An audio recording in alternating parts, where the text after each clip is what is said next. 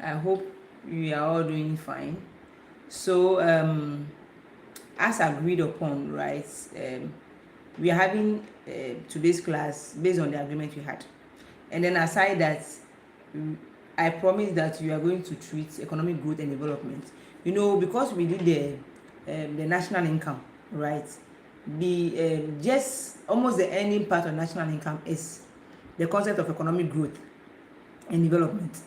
I thought it wise for us to have this topic, treat this topic, because it's very, very, very, very important. And then you see most of the past questions coming from there.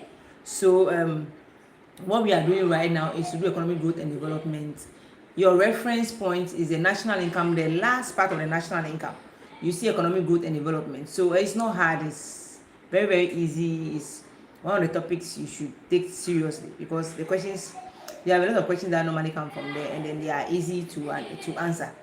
So this is just like a bonus for us. Okay, at this point we want to find out what we mean by economic growth and development. If you come into the class, just say hi to us, so I'll know those I'm seeing. Then let's comments, they will join. So let's see what we mean by economic growth and development. Okay, first we want to see what we mean by economic growth, then we move to economic development. What do we mean by economic growth? Economic growth, right, is a sustained increase in the real output or the per capita income. The sustained increase in the real output or per capita income. So you remember when we did national income, we talk about what we mean by per capita income and how do we get per capita income. If you know it, as a quick reminder, write it and let me see. I know that you know it already because you have done it. So what do we mean by the per capita income? As you know, is that we are taking the national income divided by what, the total population. That gives us the per capita income. And then we also not always use the per capita income. We also sometimes use the GDP, the real GDP. When I say real, I hope you remember that. I mean GDP at factor cost. Okay, the terms I'm using, I'm sure you understand, because the national income. So we are taking the real GDP or the per capita income. So if we see that the GDP has increased for a particular number of times, so it's not like this year to increase 10%, next year then it will go down. No, it means that the increase is consistent. It's consistent, sustained. So assuming this year we had GDP increase by 1%, next year 2%, then the following year 4%. So what we are seeing is a sustained growth. The increase is sustained. It's not like it has increased today and the next day it doesn't increase. So what we mean by the sustained increase in the per capita income or in the real GDP is that we are having a GDP growing or increasing. It doesn't matter whether it is a huge percentage or even a small percentage is enough, right? So if I can see those who are here, say hi to me. Let me know those who are here so that I can also say hi back. Okay. So we are saying that the economic growth, right, is the sustained increase in the real per capita income or the sustained increase in the real GDP. That is what we mean by the economic growth. Okay, I'm seeing Natalia. Natalia, hi. Welcome to today's class. The latecomers will come in. So to recap what I was saying, those who are now joining, we are doing developments. So after the class, you can replay the video from the beginning. I've made a lot of beginning comments and I don't want to repeat for sake of time. So after the class, you can replay the video to be able to see what we have discussed earlier. So economic growth is a sustained increase in the real per capita income or the real GDP. That's what we call economic growth. Again, economic growth is a sustained increase in the real GDP or the real per capita income. That's what we call economic growth. So when I ask you an exam, what do you call it? What do you mean by economic growth? This is what it simply means. When the GDP increase over a particular period of time, all right, we call it economic growth. Let's say, for instance, the GDP for Ghana, right, that's at 2025 this year, right, it's around $100 billion. That's our GDP as at this year. So it's around $100 billion, right? Okay, so yeah, I'm seeing my Indian friends greeting. Our Indian friends, you are welcome. Okay, so we see that aside the per capita income, the GDP, that is 100 billion. That's for Ghana, right? So those who are our friends from India, you can check what your country's GDP is as at this year. And then per capita income is $3,193. So 3,193 is around that figure for Ghana. Okay, so here our friend is saying that her name is Pini from Thailand. Okay, Pini from Thailand, you are welcome, and then God bless you too. So our next thing, we are trying to talk about economic growth and development. Okay, so we are saying that it is when the productive capacity of a country or an economy, so when the productive capacity of an economy increases, resulting in a sustained increase in the real per capita income. So we are producing more, our capacity is increasing, means we are producing more, and the more we are, because we are producing more and more each time, what is happening, what we are seeing is that we are having our GDP or our per capita income increasing. And I said earlier in the comments that I said earlier that we know that our per capita income is when you take the our national income and we divide it by total population of the country, we get our per capita income. So when we begin to increase our productive activity every time, the more we do that, it will automatically result in the increment in the per capita income. You know that the more we produce, automatically the GDP will be high. And when the GDP becomes high, when this it will end up making a national income increase. And when the national income increase, and you divide the national income by the total population, you end up getting a per capita income. And the higher the national income, the higher the per capita income. So the more we are increasing our productive activity, we are producing more. What will happen is that we are having GDP increasing. Then it will result in national income increasing. And then the effect we see is that per capita income will increase. At the end, what are we having? We're having economic growth. So are we seeing economic growth is just doing the same thing consistently? Make sure you produce more as a country. The more you produce more, your GDP goes up, and at the end you end up having. So I have Catherine, hi Catherine, welcome to today's class. So the more we produce as a country, right, over the period of we increase our productivity, the more we end up having a higher national income, and then per capita income will increase. What this phenomenon gives us is economic growth. I hope you understand. If you don't understand anything about economic growth that I've said, you let me know. If not, if you came in late, all you have to do is to replay the beginning of the class when you have a free time. You hear a lot of comments I have made. Okay, now once we are done with the economic growth, now let's see what we mean by economic development, right? When we mean economic development, what we mean is that we're having economic growth that is accompanied by changes in technology, the way we produce goods and services, our standard of living, our attitude, our values, etc. Just like human beings, right? If you say we are growing, it means that let me just use this scenario. Okay, if you are a child, you are growing, it means that now you can stand, you are growing taller, you are growing fatter, whatever. So you are growing. But if you want to say that you have developed, it means that it's not only about getting tall or getting fatter or anything. It means that in your brain wise, now you can speak bigger words, you can write things, you can think better than how you can say, oh, this child has developed.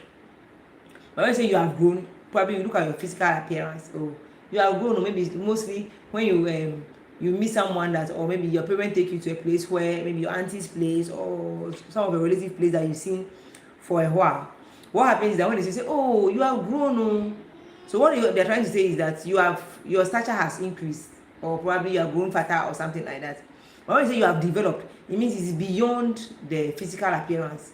You are now speaking more maturely, your walking, your attitude. Maybe formerly you used to throw tantrums, and you throw things all around, but now your behavior has changed. In that case, we say that you have what? Developed. When we bring it to an economy, once an economy keep growing, you can keep growing for 100 years and you have not developed. What this means is that assuming that you were using your primitive ways. For instance, let's take in farming. If you are using your primitive ways of farming, you are using cutlass and hoe, right? Sorry for the background noise. My kids are around, so so you can hear the background noise, but that is fine. We can manage with that. So if you take, for instance, how do we call it? A country, right? If you keep using, let's take our farming, agriculture.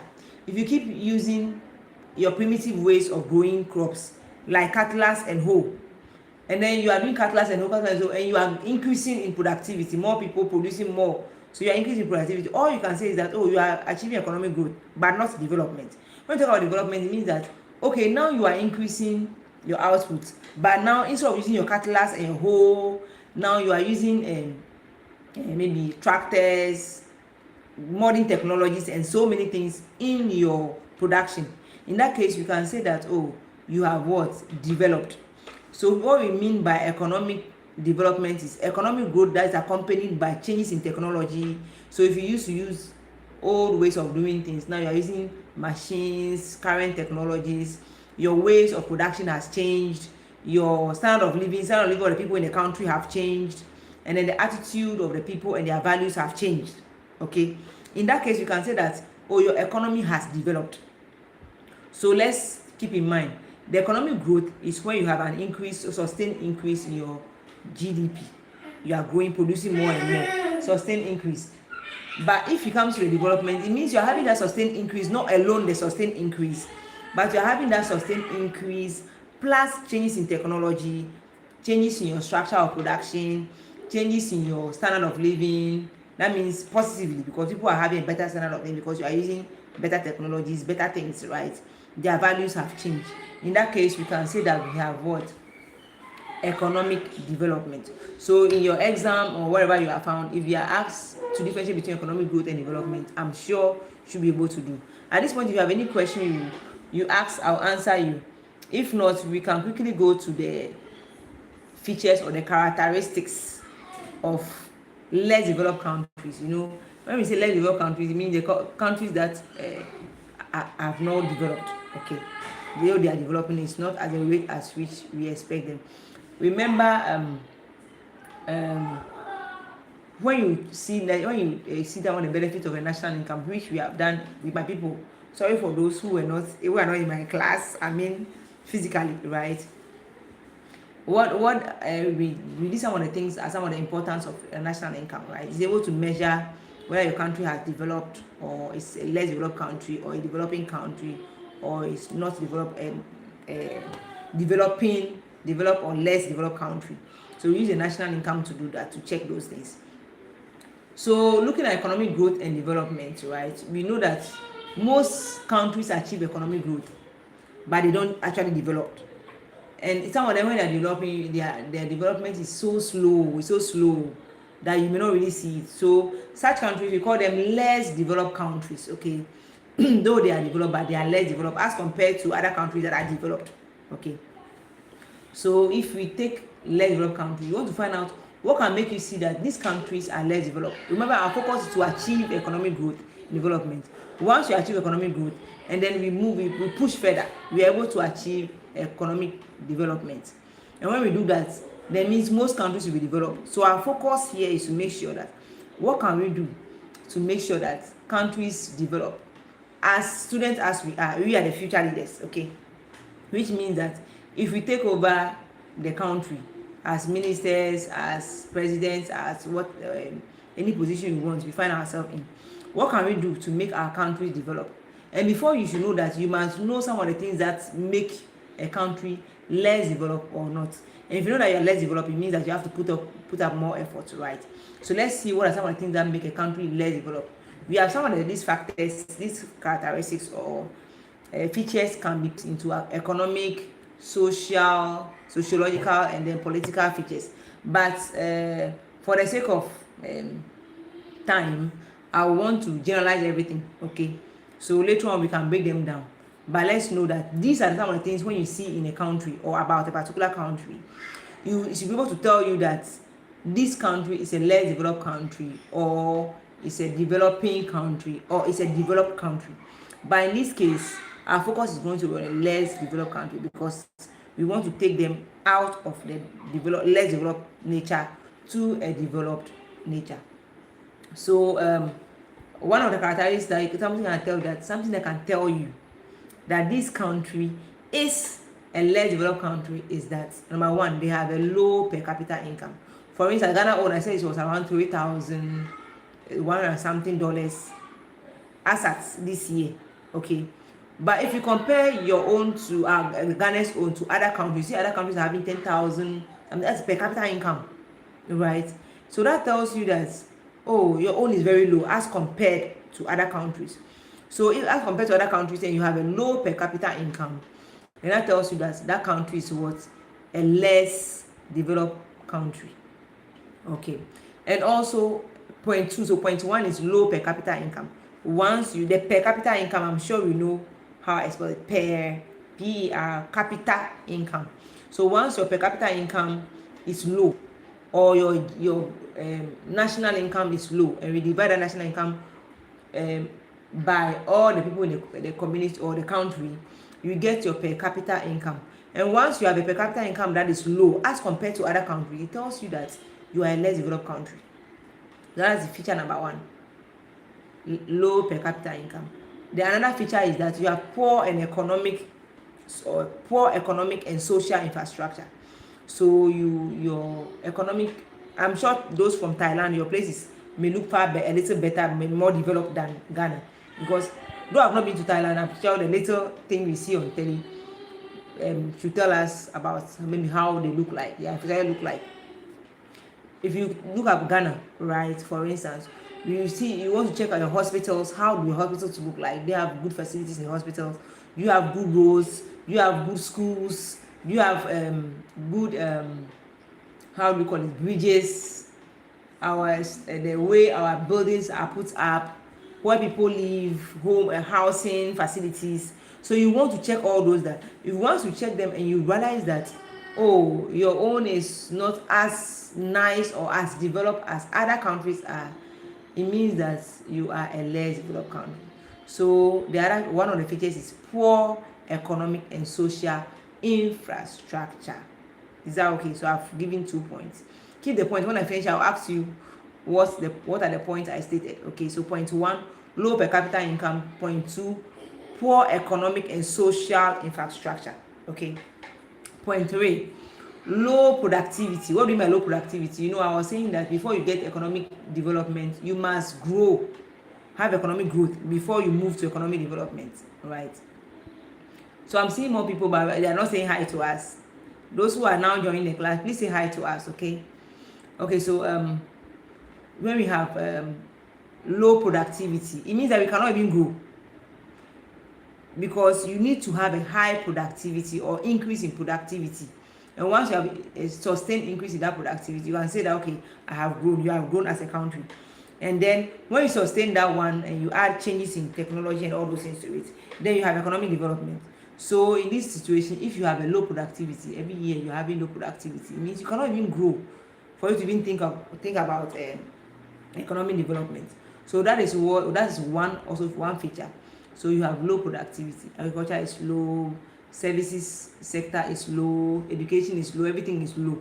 So once you have a low productivity, then you can say that you have what? You are a less developed country. I hope that makes sense. Okay. Let's also see one feature which most less developed countries are guilty of. High rate of population growth. Population growth is high. Only yesterday I was watching news on Al Jazeera, and they brought a minute. Let them count down. Lily, make sure David stop the noise, please. Sorry. So let's yes, I was talking about the Al Jazeera news I watched yesterday, right? And they were talking about how the birth rate in China, yes, I'm talking about China, is reducing. So for that reason, they are, and I think India or China, I think China, yes. So they are decreasing the cost of marriages so that they can carry more people to get married and then be able to reproduce and give birth to more children, right? But I think Ghana, we are blessed with giving birth to more children, so they don't need to do that for us. So what we can see is that most less developed countries unfortunately have high birth rates, right? So that causes their population to go high. So let's imagine this: though the population is still going high, right, they're having declining death rates because in the presence of technology nowadays, people are getting better healthcare and everything. So people are not dying as being given birth to. Okay, so which means that, remember, you need a high per capita income, and now your population is growing. So even when your GDP is also growing, or your national income is also growing, right, what will happen is that you will see that how do you call it, your per capita income will keep decreasing because the population over is getting higher and higher. So once you're having high birth rate, that results in high population. It means your population, your denominator for getting your per capita income will be higher. And the higher it is, what will happen is that you are going to have high birth rates and everything that will end up giving you a low per capita income. So what you are trying to avoid is what you keep having. So for now, I think I've mentioned low per capita income. I've mentioned poor economic and social infrastructure. I have mentioned low productivity. I have also mentioned high birth rate that results in higher population. Okay, so this is, I've mentioned 4, right? Let's see other ones too. So we have, once you have higher population, if most of them are either young or old, then what you're going to have is going to have high dependency ratio. You're going to have only few people who are actively working, and then those who are not working, I mean the children plus the adult, the aged who cannot work, who are retirement. If they are more, then you end up having a high dependency ratio, and this is very common in less developed countries, right? So they have high dependency ratio. They have inefficient administration. You see that's another point I'm adding to it. So we are now with the high dependency ratio, then with the inefficient administration. You see people embezzling funds, government system, we talk about corruption here and there, and then people don't take their job seriously, especially when it's government work. You don't take their job seriously. Remember, once you don't take your work seriously, productivity will not be high. And most people in less developed country, because our systems are not really working, you may not be able to check whether people report to work on time. Supervision is very weak, so people do whatever they want, and as long as they do whatever they want, it means you're not going to have efficient administration. And what it will result in is that people are not going to work, produce as high as we expect them to do. At the end, what will happen is that you're going to have an inefficient administration, leading to what? Low productivity. And then you see the cycle continues. Once you have low productivity, you have low per capita income, then you can see that it's like a cycle. There's no way you can develop. You can grow and then you develop. Also, let me add this last point to it, though not the least, right? Is political instability. If you are observed, I keep telling you guys that you should be watching news, right? International news for that matter. So no, it's not entertainment news, those things. No. Please try and watch the international news, business news, etc. You will notice that most countries that are developed are not into wars, right? They as if they value what they have suffered to get, so they don't want to engage themselves into any war to more or less destroy their economy. They are very careful about that. So what we can see is that there's political instability. You see that they are either coup d'etat. Last time I was watching, I think they have was it Uganda or something like that. They were having some demonstration that was trying to cause mayhem in the country. We have Sudan, who they are fighting, whatever reason they are fighting for. I don't even know whatever they are fighting for. And those countries, you can see obviously they are less developed. If you look at even the war, look at the place they are doing the war, we can see that they are less developed. They have political instability. You take those one, you watch, you see Nigeria, you see that they have the northern part of it. They're having monetary whatever it is going on there. Only they can understand exactly what it is. But you can see that most less developed countries are having one way or the other political instability, either coup d'etat. I think we heard of coup d'etat that happened recently in Burkina Faso. That was about like nearly that happened. Coup d'etat that nearly happened. That was reversed. So most of those countries, you see them and you realize that, oh, they are less developed countries. Okay, so to recap the point again, I mentioned, I'm recapping from back to the front. We have political instability in such countries. We have inefficient administration. We have high dependency ratio. We have low per capita income. We have poor economic and social infrastructure. We have low productivity, and then we also have what? High birth rates that causes the population to increase. So the high birth rate combined with the declining death rate. So these are some of the features that we see um, we see as some of the features that are common with less developed countries. Let me just mention, I think there's some few ones that just came to mind. Let me add also onto that. Most of the economy demand depend heavily on the primary sector. So they depend heavily on the primary sector. So most of them, if it's agriculture, always agriculture. Agriculture is the one that keep producing, especially Ghana. Most of our things we are getting is agriculture giving us so many things, and we see most on the agriculture we are able to do it. So the economy is heavily very dependent on what? Agriculture, right? We also have poor quality of human resource. You see, even the educational system, until recently that we have a new curriculum that's coming that makes education more practical. You see people complete school, and then whatever skills they have does not match with what the industry needs. So we have poor people. We are not. I don't mean people who are poor, but we have poor quality of human resource. The people who have gone to school, after they finish school, then they are roaming the street looking for a job that they cannot fit into because the skills they've acquired in school does not even match. Because you see, maybe probably in school you are not taught this modern technology. This nowadays we are in an AI world.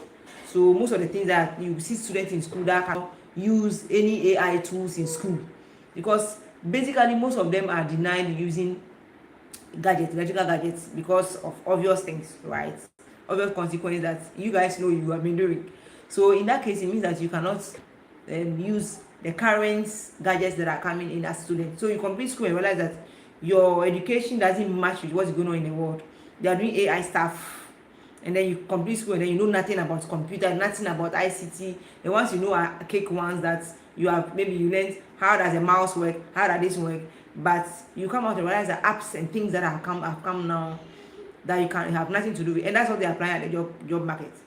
So in that case, how do you fit in? So you have poor quality of human resource, right? And what you normally see around that, I think this should be the last point that keep coming to my mind. So we have one thing also that we say that in such situations, people from you have high rural urban migration. What happens is that those in the village, before the country is not developed, the development is normally should have spread everywhere. So wherever you are found in the country, whether in the village or in the city, you should be able to survive. And then if you look at the developed countries, most people prefer to rather go to the countryside, the village size, because they think that living there gives you more peace of mind. You eat pure food and all, get pure air to breathe and all those things. But the opposite happens in the less developed countries. People are rather living in the villages. You want to enjoy the facilities that are in the cities, because in the villages they don't have those things. Some people, like some countries, don't have electricity, pipe-borne water, all those things, and then those in the village are attracted to come to the cities. Why? Because that country is not developed. The country that is developed should have all these facilities spread everywhere, whether in the village, in the cities. So these are few characteristics that I think I've mentioned, like 8 or 9 or something like that too. So I'm going to ask people to tell me, so far, can you tell me, right, what are some of the factors or some of the characteristics of less developed country? Can you type it for me to see, so I know that you are following? So what are some of the factors that you remember that is how do we call it, the factors that, or the characteristics that are more or less found, or characteristics of less developed countries? So please type it and let me know. Okay, yes, type it and let me know. Okay, so as you are typing, I'll also continue with the factors that promote economic growth. We want to find out what are some of the factors that promote economic growth. We have seen all these things that affects a country, or that are characteristics of a particular country, right? So as we have seen all the factors that are characteristics of a particular country, what we want to see is, we want to see what are some of the things we can do to promote economic growth, because our focus is to have economic growth. And once we keep having economic growth, we will end up having what? Economic development. So let's find out what are some of the factors that can promote economic growth, right? Okay, so that's some of the factors that can promote economic growth. So let's see. Um, once we are able to go through, once you're able to see all those factors, right? I hope you can see we have lighthouse here. So I hope you can this thing the view should be so clear. So some of the factors that can promote economic growth is that the moment we take all the negative aspects, all the negative things we see, right, about the less developed country, and we negate it, we turn it up, we turn it the opposite way. We take the negative one, we turn the opposite way. Then what we are going to get is that we're going to get the factors that promote economic growth. I hope that is making sense. For instance, if we say going to your class late makes you maybe a bad student, for instance, then what can make you a good student is going, yes, opposite of that one is going to school, what your class, what early, that makes you a good student. So if you take all the factors I've stated, like high population, low productivity, etc., that I've stated, once we negate it, then we are going to have those factors are obviously going to be those that will promote economic growth. So for instance, let's say if we have low per capita income, then what can make the country develop? Then we have to try and have what? A high per capita income. I hope that is making sense. If you also have poor economic and social infrastructure, then what can make the country develop or have economic growth? Then we have to have was more, or we have to encourage the building of more economic and social infrastructure, or we have to develop more economic and social infrastructure. I hope it's making sense. So if you take the point 3, like low productivity, what can make us what can more or less make us have a high or a developed country? We just have to make sure we have a high productivity. I'm sure that is making sense, right? So once we take all the features of the less developed country and we negate it, we say the opposite of that one, automatically we have the answers that are going to help us to promote economic growth, and then obviously at the end we get economic development. So I'll just quickly state them. So we can say high factor that promotes economic growth could be high per capita income, more or developed economic growth, economic and social infrastructure, high productivity, low birth rates that should lead to low population, and then low dependency ratio, efficient administration, political stability. Then the economy should not only depend on heavily on agriculture. We should also look at how we can try and turn our focus to the secondary sector, which is manufacturing a lot of goods and services. Okay, and also high quality human resource should be of high quality. You should give them top notch how do you call it, education that results in producing, having people with high abilities to think, to give us good things, right? And then we also have high, if you have high rate of migration, if you have low rate of rural urban migration. So this I can say that are some of the factors that will promote economic growth. And then once you have economic growth, it is by God's grace you're able to move to having economic development. Okay, now let's see, why is it important for a country to develop? Can you tell me why? Why is it important for a country to develop? Can you tell me why you think it's important for a country to develop? So I want to know in the comment section. I want you to be engaging me, and those who are engaging us, if you can use decent languages, to be very nice. Okay, so let's see why are we striving to develop as a country? Is it important for us to strive to develop? If you think it is important, then please text it for me to see. So as you are doing so, let's see, why do you think it's important for us to develop? Okay, let's see, as a human being, assuming you give birth to a baby, a child, right? A child 1 year, the child is not, maybe it's not crawling, it's not eating. 2 years, it's still not crawling, not eating. 3 years, same. 4 years, same. 5 years.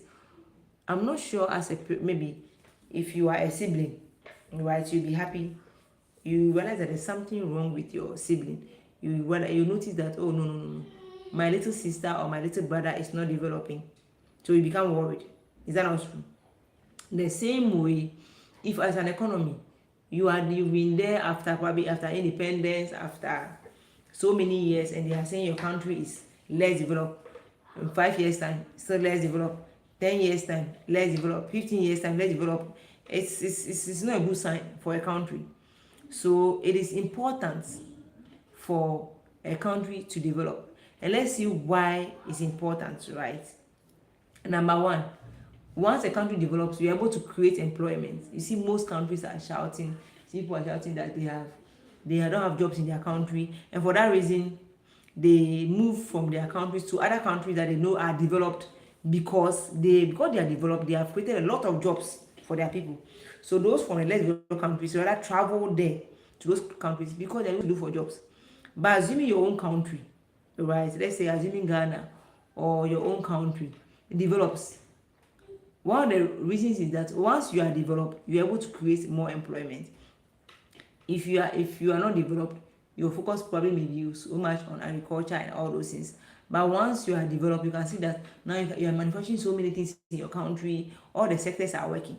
And once all the sectors are working, it's human beings that work there, right? So once that is happening, it means more jobs are being created for people to do. So you will not have people leaving their countries just because they want to go and seek employment elsewhere. So once you develop, you're able to create employment, okay? And then also number two, you're able to diversify the economy. So you not say that, oh, our country is very strong in agriculture. Let me say, for instance, if you take a student, right? If you are very good at mathematics, or you are very good in science, and from your basic level to your senior high, your high school level, all you are doing is that, oh, I'm only good in science, it doesn't mean, it doesn't show that you are developing. So for us to show that you are developing and you become maybe a good student, what happens is that diversify your knowledge. So it's not be only me and my favorite is science. Though your favorite is science, try to be able to do well in maths, in science, in also in economics, in all other subjects that you are writing. Okay, so once you're able to do well in all those ones, they'll say, oh, this person has developed, or this student has developed, is doing you well. So it means you are a student in almost all the subjects. The same way as a country, if for you, how do you call it, one of the reasons for you to develop is that your economy is not based on only one thing. So let's assume a human being, if all your focus is on only one skill, your skill is only one, you have only one skill that you are good at, what if that skill become irrelevant? What if that particular thing you normally produce, let's say assuming you are very good at maybe teaching, right, and that is all you are good at, there's nothing else you are good at anymore, what will happen is that, what if you wake up one day and say that we don't need teachers anymore? I hope you are getting that. For those reasons, you have to diversify who you are. Don't base your skill on only one thing as a human being. And for as a human being, you being diverse means that, or if there's this job does not exist anymore, or I can probably get another job, I can probably get something else to do. The same way for an economy. If your economy is only on agriculture, what if the agriculture sector fails you? That means you are doomed, right? But as an economy, if you are diversified, you are good in agriculture, you are good in the private sector, you are good in the secondary sector, you are also good in the tertiary sector, which has to do with services, and the secondary sector has to do with manufacturing goods and services. Then it means that anytime one of them fail you, you can depend on the other ones to survive as a country. So do you see why it is good to diversify the economy? And for that reason, when you develop, you are able to diversify the economy. After all, when you develop, it means that you are changing from what you normally depend on to so many other stuff that you can depend on. So that is one of the reasons why it is important for an economy to develop. Okay, so reason number 3, right? When you develop as an economy, you attract foreign investors. Almost every investor wants to be in the country that is developed, because the country that developed means that they have all the infrastructure they need, they have good roads, they have good hospitals, they are good schools, that when they come and use their money in those countries or invest in those countries, they know that because the countries are developed, they are able to get enough profit. And the country is not developed, when they come, assuming they need good roads and the roads are not good, how would they come and invest in such countries? Because they are thinking that if they come, are they now coming to invest in infrastructure, coming to building your roads for them, when those capital can be used to do something else? If those people want to invest even in your agriculture sector, and they realize that your goods cannot be transported to the cities because your roads are terrible, or they want to come and they are coming with families and everything, and don't have good hospitals, good schools, why should they come anyway? So they prefer to stay in their countries, keep their capitals there. But once the country is developed, we attract foreign investors. They naturally come because everybody wants to be just like human beings, right? We move from the less developed countries to the developed ones in search of jobs, better opportunities. The same way for investors, they also look for better opportunity to invest, in better places to invest. So they also look for places that are developed where they can also invest and make more money too. So you can see that it is very important for an economy to develop. So I mentioned point one, to create employment for the people in the country and for other people who also probably will come. Point two, to diversify the economy. It's important or to develop, because when you develop, you diversify your economy, you shift your focus to other stuff too, right? It also helps to attract foreign investors. Also, once all these things are going on, you basically know that you are going to have or improve the standard of living of the people in your country. So if you have good roads, you have good hospitals, you have good schools, because the economy have developed, there's job. People in the country are going to enjoy, like they're going to have fun, like everything is going to be fine for them. You are sick, they have good hospitals they go to, they are driving on better roads. Not that you buy your car, you drive it on the road, and 3 or 4 days you have to use your money in fixing it all the time. It's making you poor. So in that situation, what is happening is that once you are developed, the people in the country enjoy their better standard. That's why people leave the less developed country to the developed country, because they feel like when they get there, they're going to have a better standard of living. Also, once that happens, we are going to make sure that that country is going to have it's not going to be having owing, because you are developed, you're able to raise more of your income from your country to do so many things. But what is going on? Yeah, sorry for the noise, right? So once you have your country producing a lot and everything, you generate all your income from within the country. You are not going to be borrowing money from people from other countries and be owing. So in that case, you have a good balance of payments. You're not going to be having deficits all the time. Okay, so these are some of the reasons why a country must develop or should develop. Okay, these are some of the reasons why a country should develop. Now let's see why some countries have higher income than others. I think the obvious answer right now could be that some countries have higher national income than others because they are developing. But you want to take it into bits. Let's see. If you remember we said if you have a higher national income, you're going to have a higher per capita income.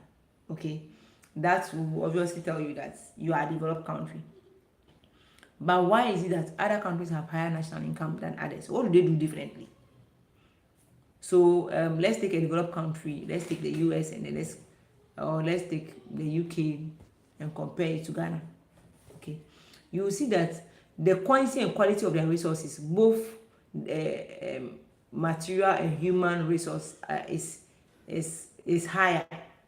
So they have a higher quality of resources and they have higher quantity of resources. Okay, so that makes them obviously have a higher per capita income or a higher national income.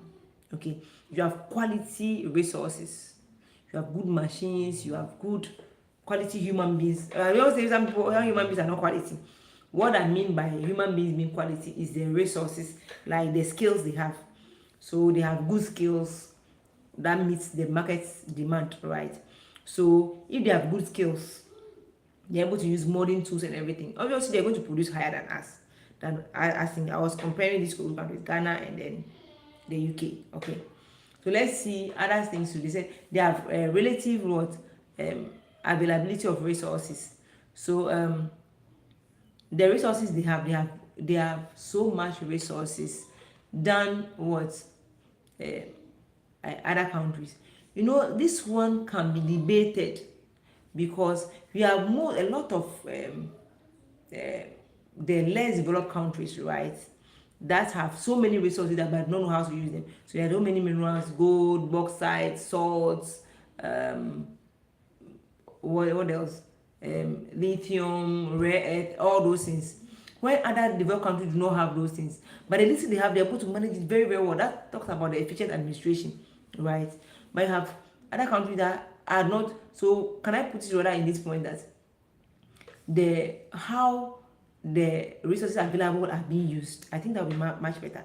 When we say that the availability of resources, you have less developed countries. In fact, if you observe, most countries in West Africa are endowed with so many natural resources that we are not using. But other countries, developed countries that don't have those resources, those natural resources, are rather developed because the little they have, they are making very good use of it. So can I rather say that is the how our resources are being used? Okay. So the next point is the level of technology. You see, most developed countries have higher level of technology than the less developed countries.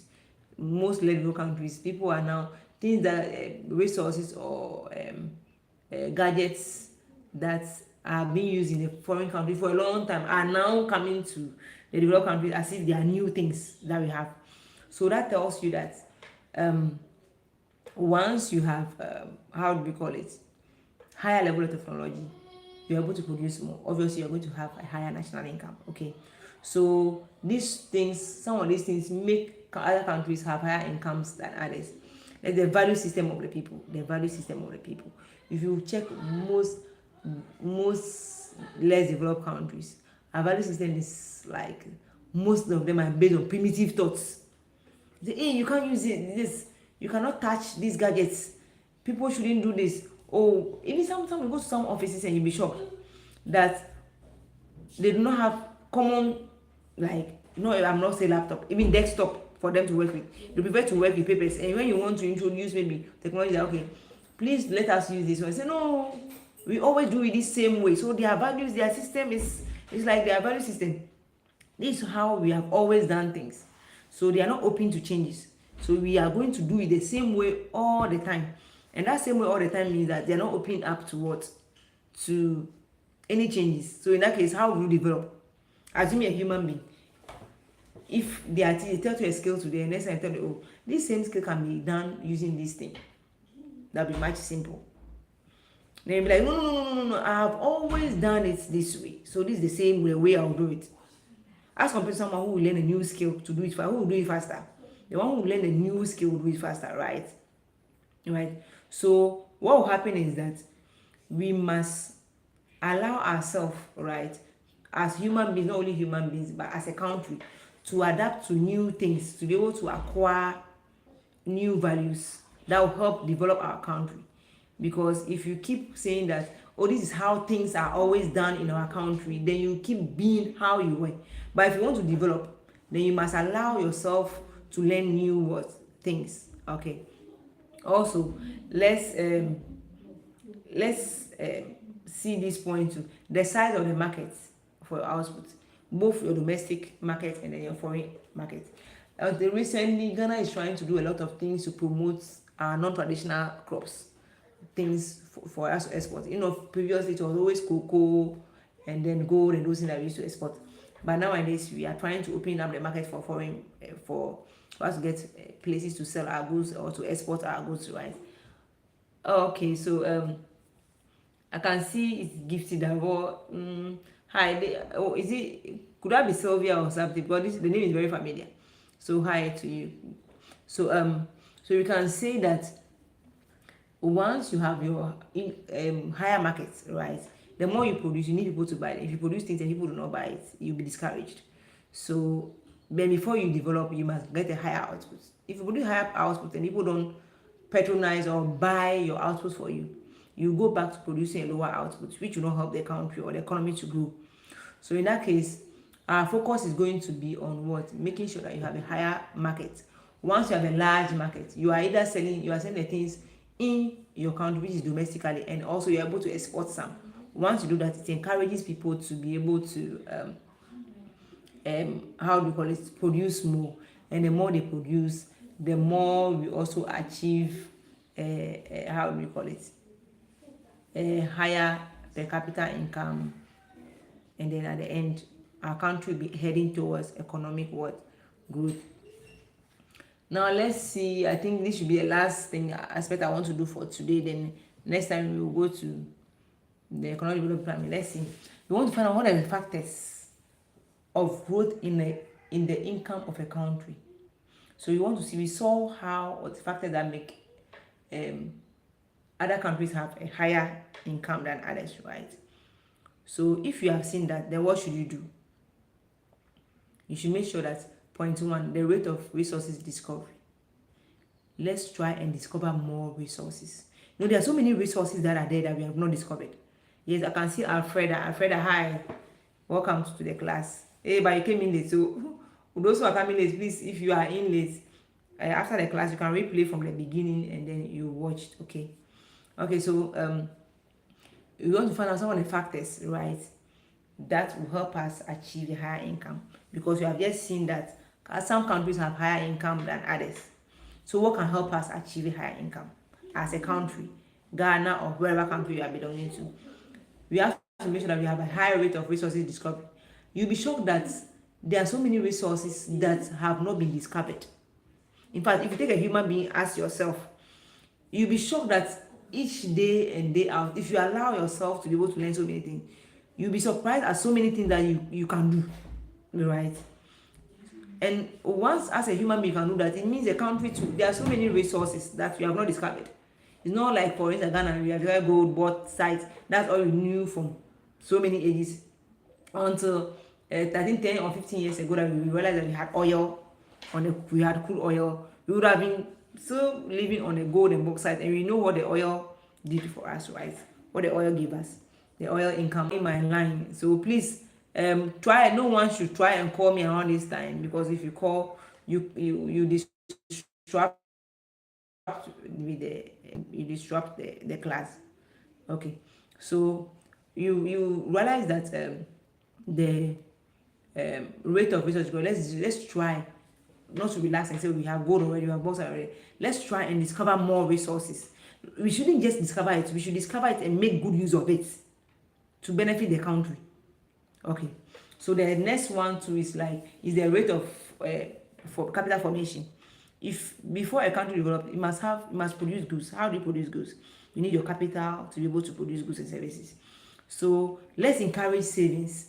I think I told you guys that your project work was to go and try and open an account, because we were doing money in banking before you went home, right? So what I'm trying to encourage is a rate of saving, because you realize that when you put 1 cedi in your account, the next time you're motivated to add 2 cedis, 3 cedis, 4 cedis. If we develop as a country a rate of not spending, always owing, but we manage to be able to be saving, those savings become capital, and those capital can be able to use to produce goods and services, right? And once you're able to produce goods and services, the country will automatically develop, and you have higher income. I hope you are seeing that. The next one is that we should also open up to technological progress. We shouldn't sit down and say, oh, now all the time we are used to holding files, writing in papers, everything. We should be able to open up our minds as a country, to be able to develop technologies that will help us. It doesn't mean you copy someone's technology. Let's look at our country. Which technologies will help us? And then let's how do you call it? Invest in that. Develop technologies that will help us grow as a country. And when those things help us to grow, we can also sell it to other countries too. Was it yesterday I was watching the news, we were talking about a country that sells arms to other countries, because they have developed so much arms, their AI or whatever it is, and they are selling it to other countries. It's not about arms as I'm talking about. I'm talking about how they've developed their things and then they are selling to other countries. So in that same way, we also have to try and develop technologies that will help us. After it has benefited us and we have really enjoyed out of it, then other countries to see how beneficial it has been to us, then they also buy. So in that case, it means that we are going to develop as a country. I hope that is making sense. Now let's also know that we can also reallocate resources to raise the level of productivity. I made a comment that we should diversify the economy. It's not every time that it's agriculture. Every time it's agriculture. Agriculture is good, but why not also invest in what? How do we call it? In manufacturing. Is there any way that we can also make sure that we allocate more resources into manufacturing? If you can do that, then once you go to the manufacturing sector, then we can move to the services sector. In that case, you can see that the economy will be growing. Our focus is how to we increase our income. Once our income is increased, right, we will get economic growth, and then once you have that sustained economic growth, you are going to have what? Economic development. So let's do these few things. Let's try and make sure that we try and discover new resources. So I'm reiterating all the points I've made. Let's try to discover new resources we have. We shouldn't relax that this is what we have. And this is an advice I'm giving to us as my people, my students, right? Don't sit down and say this is all I know. Me, I'm only good in maths. Discover yourself. There's so many things you can do. Unless you allow yourself to discover so many things you can do, you'll be shocked that no way I could be able to do all this without knowing. So the same way as a country, point one, let's try and discover more resources. Let's also try and save a lot that can turn up to become capital formation for us to use to produce goods and services, more goods and services. Let's try to progress in technology wise. We shouldn't sit down and say that this is how we have always done things. Let's open up to technological progress, okay? From every angle, let's try to do that. And also, let's try to reallocate our resources. So instead of always investing in a particular sector, let's try to shift it. Okay, this sector has benefited. Let's move to other sectors too. So by doing this, you can see that automatically our countries who have high income, from a high income, that will result in high per capita income, then economic growth will happen, and then once we diversify the economy, we will go to economic development. Okay, so I think I've exhausted my economic growth and development for now. And then, so let me quick recap what we did for today. We saw what we mean by economic growth. The economic growth is a sustained increase in the real output or our GDP, or a sustained increase in the per capita income. And then we saw that once we increase our productivity, right, it's over and over again, it means that our per capita income will increase. Then we can say that our economy has what? Increased. We also saw that economic growth is what? Economic development. Economic growth development is what? Economic growth that is accompanied by technological changes and there's the changes in the structure of production, also changes in the standard of living, attitude and values of the people.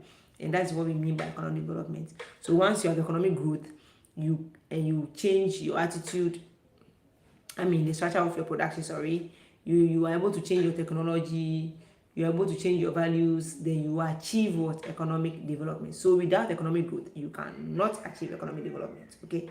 And then we also saw the features or characteristics of less developed country. Once we know their characteristics, we're able to help the country to develop. And we saw some of this, I'll just mention some of them. We saw some of them as low per capita income, poor economic and social infrastructure, low productivity, high birth rate, declining death rate, high dependency ratio, inefficient administration, political instability, heavily dependence on what? Primary sector, poor quality of human resource, high rural-urban migration. We also saw some of the factors that promote economic growth, and I said those factors are equal to the opposite of the problems of what? Less developed countries, okay? So don't worry, I'm going to post the slides on the platform. So those who are not our Ghanaian friends, you may not have access to it. But if you want to have access, you can drop an email for me in the chat, and then I can send it through that one. But aside that, my Ghanaian girls or students, you have put the slide in the platform. So we also saw reasons why economy should develop, because it's very, very important for the economy to develop. And then we saw why some countries have higher national income than others, etc., etc. The next time we will meet, so let's see whether we will have another time again, because I know tomorrow is going to be 23rd, preparation for the Christmas, and then 24th, 25th, you guys are going to be busy. So let's see whether we can make time after the Christmas celebration to discuss maybe economic development planning. If I want to achieve economic development, how do you plan for it? So let's see whether we can get time for that. Okay, so if you have any questions I can answer, but if I'm not seeing any question, then we can call it a day. So in effect, we are done with economic growth and development. We have done well. We are done well. So we are done with economic growth and development. What is left with for us to do is economic development planning. So as I said, let's see whether we can make time again. That will depend on how you are enjoying your festive season. So let's see whether you can make time again, probably after the Christmas, and check on economic development planning. In any case, you can also read on it when you need to discuss. Okay, since I'm not seeing any question, those who came in late, please just play back the class and then at your own convenience. And then if you have any question, you put it on the platform and then I'll answer. Okay. So until then, I can say goodbye for now. Thanks so much. Those who joined the class, thanks so much for being here. God bless you. I'll see you the next time we meet. Bye.